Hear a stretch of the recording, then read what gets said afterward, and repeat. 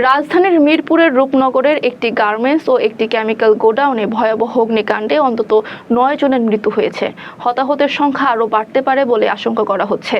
Fire service, police ও সেনাবাহিনীর সদস্যরা ঘটনাস্থল ঘিরে রেখেছেন। কাউকে ভিতরে প্রবেশ করতে দেওয়া হচ্ছে না। তারপরও ওই ভবনের আশেপাশে ভিড় করছে উৎসুক জনতা। এদিকে বিকাল 5টার দিকে নতুন করে 4টি অ্যাম্বুলেন্সকে ভবনের ভেতরে যেতে দেখা যায়। ফলে ফায়ার সার্ভিস বা পুলিশের পক্ষ থেকে তাৎক্ষণিকভাবে কিছু জানানো হয়নি কেন অ্যাম্বুলেন্সগুলো সেখানে প্রবেশ করছে। উপস্থিত জনতা ও স্বজনদের ধারণা, ভেতরে হয়তো আরও মরদেহ উদ্ধার হয়েছে। এর আগে ঘটনাস্থলে উপস্থিত ফায়ার সার্ভিসের পরিচালক লেফটেন্যান্ট কর্নেল মোহাম্মদ তাজুল ইসলাম চৌধুরী সাংবাদিকদের জানান, এখন পর্যন্ত আমরা 9 জনের মরদেহ পেয়েছি।